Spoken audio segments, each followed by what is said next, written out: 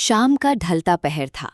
शहर की एक संकरी और ऐतिहासिक गली में बने 70 साल पुराने विंटेज टाइपराइटर और टाइपोग्राफी रेस्टोरेशन के छोटे से स्टूडियो की कांच की खिड़की से छनकर ढलते सूरज की सुनहरी नारंगी रोशनी अंदर रखे पीतल के टाइपराइटरों, स्याही के रिबन और सागौन की अलमारियों पर बिखर रही थी। बाहर हल्की हल्की मूसलाधार बारिश हो रही थी।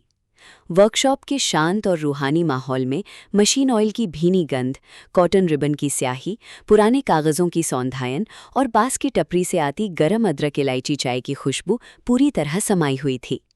टाइपराइटर की कुंजियों की खटखट और हर पंक्ति के अंत में बजने वाली छोटी सी घंटी, कैरेज रिटर्न बेल की टिन की आवाज़ पूरे कमरे में एक जादुई लय घोल रही थी। मैं उसी वर्कशॉप के कोने में रखी एक पुरानी नक्काशीदार आराम कुर्सी पर चुपचाप बैठा था। ये वही कोना था जहां से कई साल पहले मेरी जिंदगी का सबसे खुशनसीब और भावुक अध्याय शुरू हुआ था। मेरी और नव्या की मुलाकात इसी टाइपराइटर स्टूडियो में एक शाम को हुई थी। नव्या, मासूम सा चेहरा, आंखों में पुराने अक्षरों और विंटेज टाइपोग्राफी के प्रति बेइंतहा लगाव और उंगलियों पर हमेशा नीले काले रिबन के स्याही के हल्के निशान।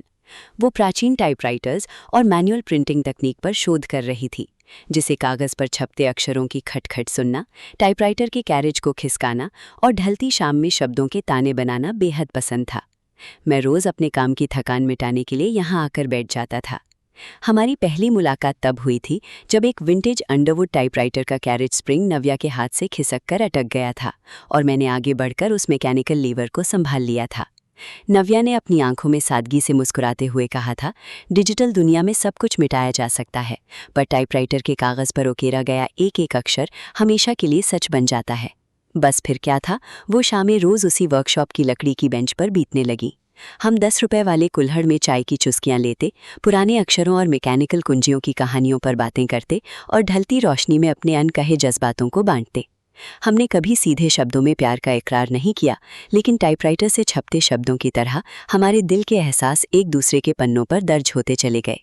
लेकिन वक्त के पहिए हमेशा एक दिशा में नहीं घूमते। नव्या के परिवार की पारिवारिक मजबूरियों और उसके पिता के अचानक दूसरे शहर तबादले के कारण उसे हमेशा के लिए वो शहर छोड़कर दूर जाना पड़ा। जिस आखिरी शाम हम मिले थे, बाहर ऐसी ही तेज़ बूंदाबांदी हो रही थी। नव्या सामने बैठी चुपचाप रो रही थी।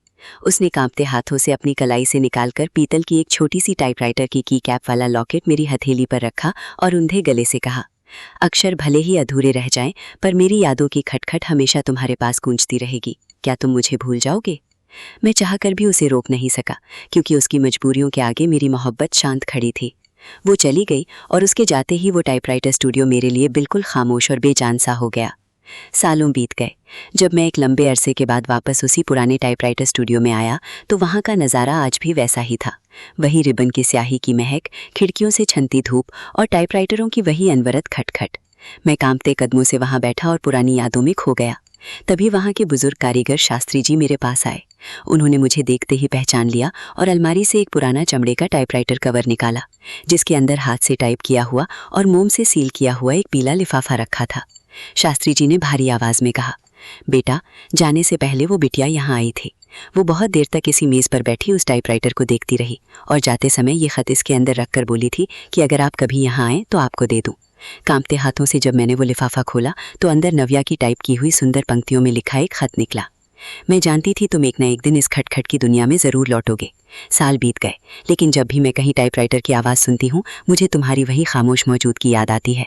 हमारी मोहब्बत को कोई नाम न मिल सका, लेकिन मेरे दिल के हर पन्ने पर आज भी तुम्हारी ही यादों का अक्षर उकेरा हुआ है। हमेशा खुश रहना। उस खत को पढ़ते ही मेरी आंखों से आंसू छलक पड़े और उस पुरानी लकड़ी की मेज़ पर जा गिरे। मुझे एहसास हुआ कि भले ही हमारी राहें जुदा हो चुकी थी, लेकिन हमारी मोहब्बत उस विंटेज टाइपराइटर स्टूडियो के साए में हमेशा हमेशा के लिए अमर हो चुकी थी। दोस्तों, अगर आपको ये भावुक और बिल्कुल नई प्रेम कहानी पसंद आई हो तो इस वीडियो को एक लाइक ज़रूर करें, अपने दोस्तों के साथ इसे शेयर करें और नीचे कमेंट में राधे राधे ज़रूर लिखें। चैनल को सब्सक्राइब करना बिल्कुल मत भूलना। मिलते हैं अगली कहानी में।